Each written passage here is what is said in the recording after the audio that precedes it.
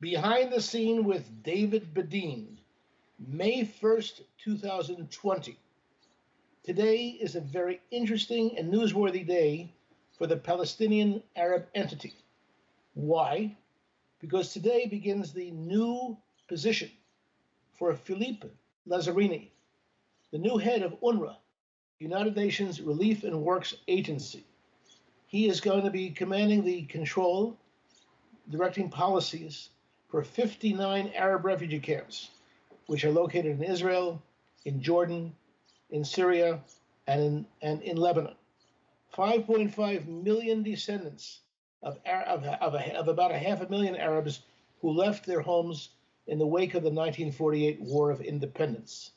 Now, they've been in these camps ever since. We're talking more than 70 years. And they're in these camps under what they call the premise and promise of the right of return. Now, these are camps that although they're run by the United Nations and are actually funded through 67 donor nations. Some of the most prominent nations are Germany, the UK, Sweden, Qatar, and Norway. Germany, I mentioned Germany, the UK. These are amongst the nations. We have a donors chart on our website, the IsraelBehindTheNews.com. We've been covering UNRWA for 32 years. Now, what's important is that UNRWA, instead of being a positive force, has been a force that has encouraged the most violent aspects of the UNRWA curriculum. Now, I'm holding with me here, we have all 365 school books used by UNRWA. We've commissioned their translations by three experts with PhDs, but this you don't need a translation for. This is a brand new school book for the 5th grade of UNRWA, and here you have a terrorist, Dalal al-Mughrabi, who murdered 38 people in a terror attack on the coastal road of Israel in March 1978. Now, take a look at her. She's in her full terror garb, and it speaks for itself. 3 pages after that, teaching the children that she has the legacy for the Palestinian Arab people, and you have to grow up to be like her. Now, I'm going to mention 15 challenges, 15 policy challenges that the new head of UNRWA faces. And he has a responsibility. Yes, he has a responsibility to take care of 5.5 million people. He also has a responsibility to be accounted for the principles and the values of the United Nations. So let's go over those 15 principles. Number 1, the school books. It would seem logical that as someone coming in from the United Nations, from UNRWA, to run a United Nations agency should immediately confiscate books like this one, which have pictures of murderers in them as role models. Number 2, UNRWA has a contract with the Palestine Liberation Organization, and has had this contract for the last 20 years, to provide them with all the school books that are being taught in the area of the land of Israel. However, the PLO does not promote peace like the United Nations does, and the question is, should the PLO contract be renewed? Because every aspect of the curriculum that the PLO presents, again, which is on our website, IsraelBehindTheNews.com, is promoting the state of war. The next issue number 3, now you'll be seeing a film to show what I'm talking about. Will there be a demand of the new head of UNRWA that at all the schoolyards and all the schools, the pictures that portray murderers be taken down from the walls of the schools and the walls inside the schools? Is this appropriate for a United Nations school? Then there's the issue of number 4, the issue of the Kutla clubs. There are Kutla clubs where children are taught the art and the value of, in their after-school UNRWA education, of destroying Israel, killing Jews, and this is one of the functions that's actually run by Hamas-related charities. And the question is whether Al-Kutla should be allowed to continue. Number 5, excuse me. There are military parades which take place all the time in the UNRWA schools.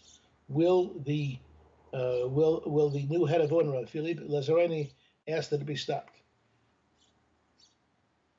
Number 6, Hamas. Hamas ran candidates in the UNRWA workers election and in the UNRWA teachers election for the last 20 years, and Hamas has been victorious. Well, Hamas is defined and defines itself as an active military entity, a terror active entity, and there are laws on the books in the U.S., in the U.K., in Sweden, in the UN itself, and in the EU, forbidding the inclusion of people who are part of terrorist organizations to be part of their schools or any other facility of the United Nations. And so the question is, will anyone elected on the Hamas ticket be asked to leave? Number 7, Nakba. Nakba, which is the anniversary of the War of Independence. The Arabs call it Nakba, the War of Disaster. But what has been happening in the last 20 years, there have been Nakba processions, Nakba parades, military parades, and also praising the concept of conquering all of Palestine, and conquering Israel, and replacing it with an Arab state in a military fashion. Will not this year on May 15th again with the new director, Philippe Lazzarini. Number 8, what about the singer? There's a singer named Mohammad Assal. Mohammad Assal is a very, very popular singer. He won the Youth Idol Award for the Middle East. But at the same time, he sings songs praising the armed struggle, the murder of Jews, the overthrow of the state of Israel, and he had been named a few years ago to be the UNRWA Youth Ambassador.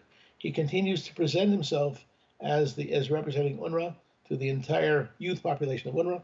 The question is, should UNRWA maintain his services, considering that this is a United Nations agency? Number 9, there are memorial ceremonies. There are memorial ceremonies held all the time in UNRWA facilities to honor those Arabs who have been killed while they were trying to murder Jews. Should that continue? Number 10, what about accountability and transparency? Shouldn't UNRWA be held to a very high level of transparency as donations come in all the time? Right now, UNRWA is getting a lot of donations to deal with the coronavirus.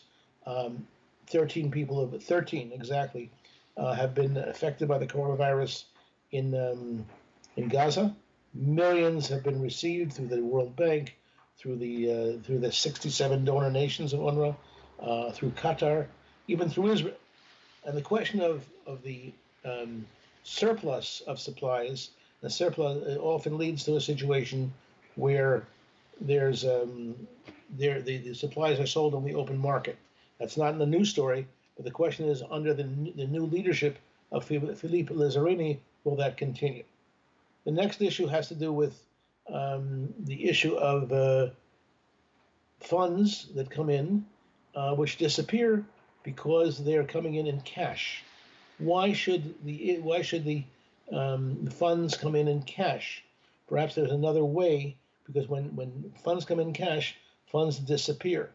And as is widely publicized, the issue of organized crime, terror in the UNRWA facilities is widely known, and not only in terms of terrorism, but also in terms of issues such as prostitution, selling of used cars, selling of drugs. All these things become very tempting to people who do not have a regular income. If there was oversight of the cash coming in, it would be a different situation. The next issue has to do with the recognition of Israel.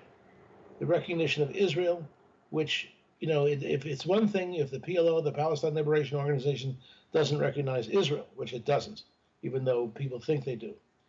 They recognize it certainly as a war partner, someone at war with.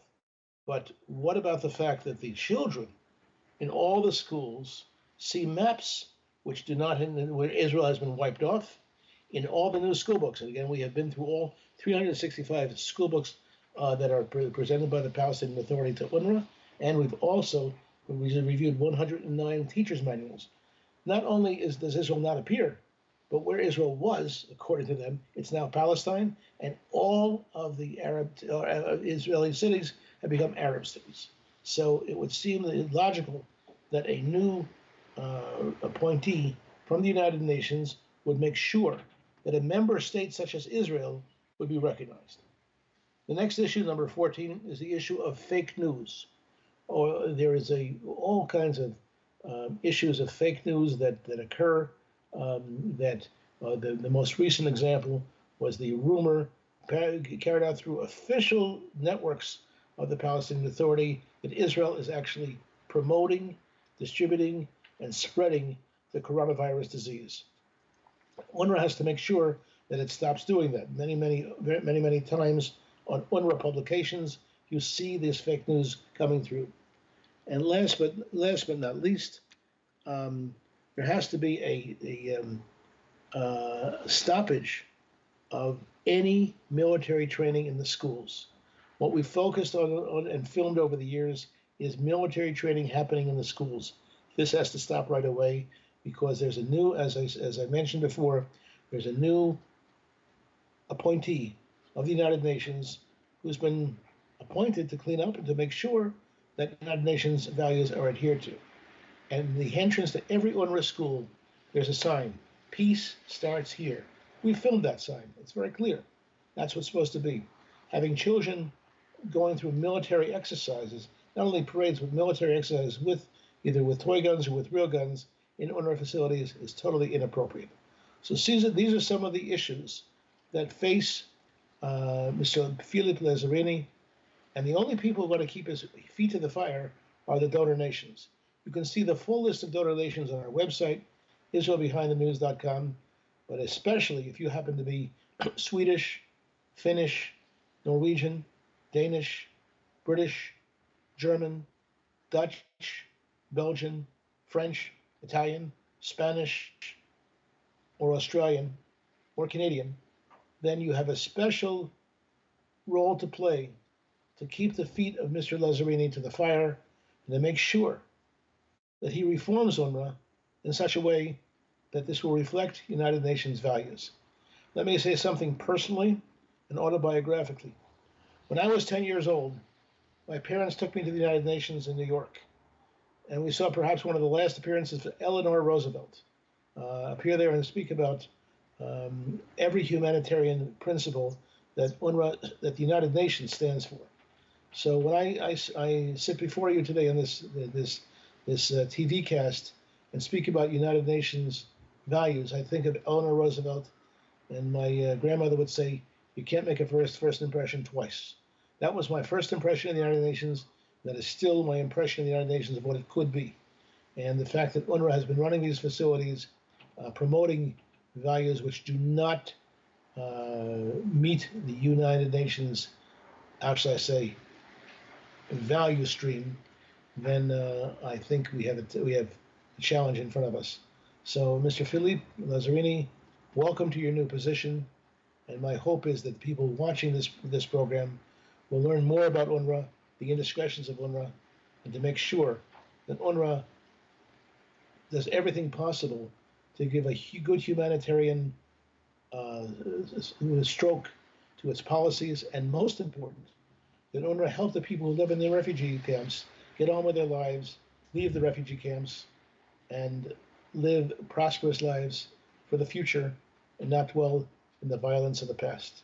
This is David Bedian reporting, May 1st, 2020, on a hilltop community overlooking Jerusalem. Thank you.